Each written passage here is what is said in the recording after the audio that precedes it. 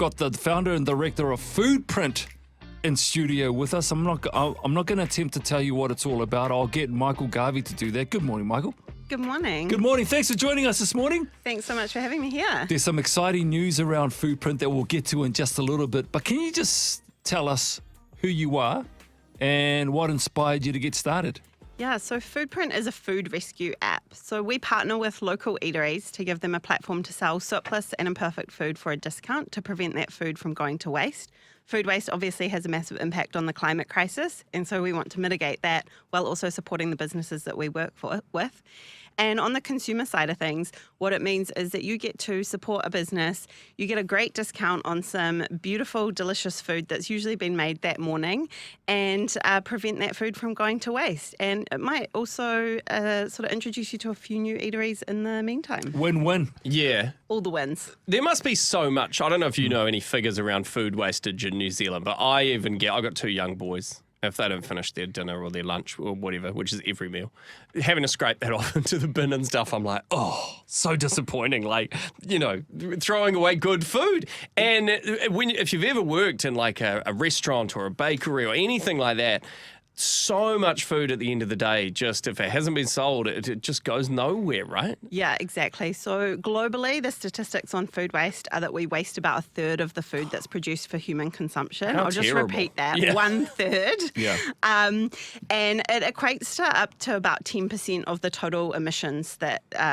we are creating that is warming the planet at the moment as Wow. well. And so reducing our food waste has also been identified as one of the number one actions we can take to fight the climate crisis. And realistically, it's an absolute no-brainer, and it should be a really easy one for us to mitigate.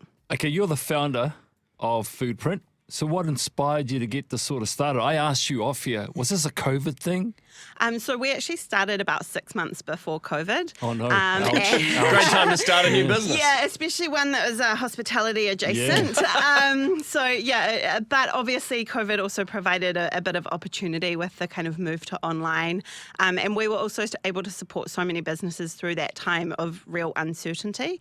And I had worked for sort of a global meal kit company overseas. My career has always been based around startups. I've also worked in hospitality, so I've had that experience of throwing food out, and I know that it's really devastating when that is actually part of your job. And so, yeah, for me, it was a bit of a no-brainer to pull all of my experience together and create Foodprint. Well, congratulations, because what a cool thing, and just so inspiring, like starting your own business and idea, and especially through COVID, a lot of people didn't make it through that, so well done. It's an app, right? So people get it on their phone and use it kind of like, I guess, Uber Eats or something where everything's displayed, is that? Yeah, exactly. So the app's free to download, which is obviously a nice bonus. And so you can jump onto your app store, download the app.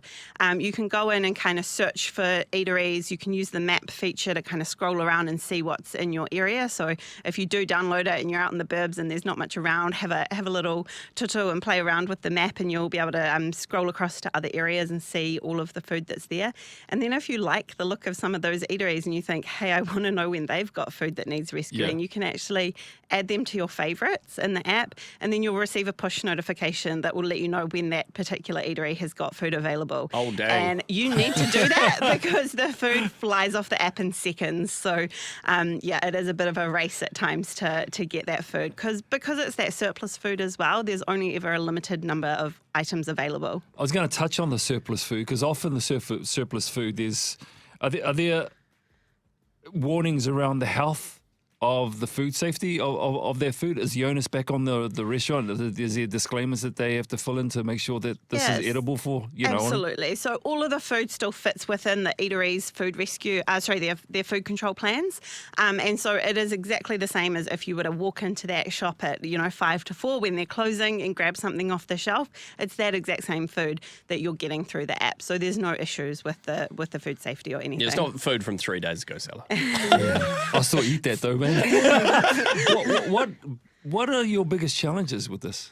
Yeah, so I think probably the biggest challenge at the moment is, the cost of living, and with the sort of the impacts that that's having on the businesses. And the businesses that we're working with, anecdotally, some of them have been telling us in the last few weeks that they're down sort of 20% on what they were expecting for the year, or down 20% on last year. And so it is a real struggle for them at the moment. And so for us, we're really just focused on trying to support those businesses through this really challenging time, but also making sure that our customers are getting a nice wee treat as well. Nice. Yeah, because margins in food industry and stuff are not huge, right? They're not making crazy markups on stuff. So fluctuations hit them really hard. Absolutely. And what's kind of happening and contributing to them being down at the moment is the inconsistencies. Last week I literally had 4 conversations in a row with eateries where they were just saying, today we completely were sold out by, 2:00. So we're like, woohoo, we'll make a whole lot more food again tomorrow that kind of matches that number. And so they do that. And then the next day it's like crickets. And they're just thinking, where are all our customers and what on earth are we going to do with all of this food? And so for them, having Foodprint there as a backup for those days that don't go to plan is just absolutely a lifesaver for those businesses at the moment. Again, it sounds win-win. And there's something that's actually launching today that we want to touch on. Would you mind sticking around for a couple of minutes? Absolutely. Something exciting around the corner, actually launching today, courtesy of Foodprint. We'll find out what it is right after Limmer Blaze. Seriously, this is exciting stuff. I'm a convert. I've just embraced the whole idea. I'm in. I tell you what, anything around food you're in, but I'm excited about this as well. Michael Garvey, who's the founder and director of Foodprint, is in studio with us. You would have heard about the initiative, the inspiration around Foodprint. There's something really exciting, though, that's happening this morning. What have you found on the app, though? Okay, so I've just gone on the Foodprint app. I'm annoyed with myself. I didn't know this existed because it's been out for a few years now. Been around for 5 years, yeah. Flub, I'm so late to the party. But get this, and this will change your life, Seller. Yeah. Okay, so you guys, anyway, just to recap, if anyone's just tuned in, you rescue food from eateries and whatever, and you can explain it much better than myself. Normally the food that would normally go to waste because no one's coming in to purchase, right? Exactly. Yeah. So when the eateries have got surplus food, they pop it on the app for a discount, and then you, as a lucky consumer, can get in there real quick and purchase that and then go and collect it from the eatery. Let me just tell you, I've just looked on. We're in Auckland, obviously. Luna Bakehouse in Newmarket. Have you ever been there? I've heard of it. I have not, but they've got a 4.9 out of 5-star rating with 1,300 reviews. So consistently good. Yeah. Butter chicken halloumi Danish. What? First of all, I've never heard of such a thing, and I really want one. Down from $6. Yeah. 60 cents. Oh, get off the butter It's a chicken. steal. Get in there. That's not a steal. That is 90% off. Now, Now, now. Is it there's right 2 now? of them left. There's 2 not left. anymore. He's bought them. No, I haven't even signed in. I've got to sort this out. But Okay. anyway, Yeah, this I'm is like, good. I am fully on board You know with what? whatever this thing is doing. Especially for young families, right? Or families in general. Like the crunch that people are living under right now. I'm with Bjorn. I had never heard of Foodprint before today, right? So to be able to access food at ridiculously cheap prices, it's a win-win for both the eatery and you as a family, right? Absolutely. We get so much feedback from parents who tell us that they just jump on Foodprint on the way to pick up the kids from school, grab the afternoon tea, grab the kids. It's throw true, the though. food at So them. good. I'm already planning this out in my head. I'm in. So you go and collect it yourself, right? Like, so it's pick up. Exactly. Yep. So that's why when you're out and about running errands and stuff, to quickly check the app and to get what's on there. Okay, but you got something new that you're launching today, which is even more exciting. Yeah, so today we are really excited to launch mystery bags on Foodprint. And so what a mystery bag is, it would normally be sort of between 2 and 4 items of food that will be specially selected for you by the eatery.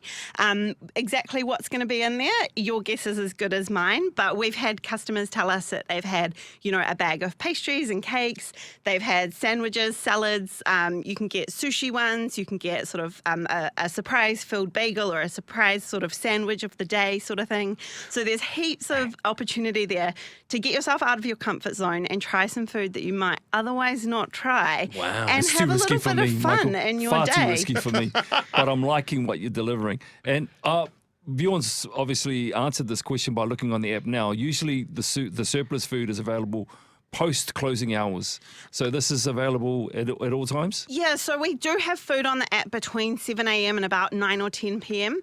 But the busiest time is sort of in that just after lunch rush. So checking the app around 1:30 is a hot tip. But you can usually find something on there right throughout the day. Okay, we're going to have we'll have a lot of people tuning in right now asking how can they get a hold of this this app, or where can I get more details from? Yeah, so the app is free to download in both the Apple App Store and the Google Play Store. You can follow us on social media, which is Foodprint NZ, and our website is foodprint.app. And if there's any eateries out there listening, it's also free for you to join. So just drop us a message through our socials as well. Do I drop those socials one more time? Foodprint NZ. Thank you very much for your time this morning, Michael. You've been awesome. Thanks so Appreciate much, your guys. time. You're going places, man. That's exciting. Dude, we're going to go places after the show. That's what we're Well, doing. I know where I'm going. I'm getting that butter chicken halloumi Danish. I'll get the halloumi. I don't know about Six- the butter chicken. Bro, come on. It's on. It's on.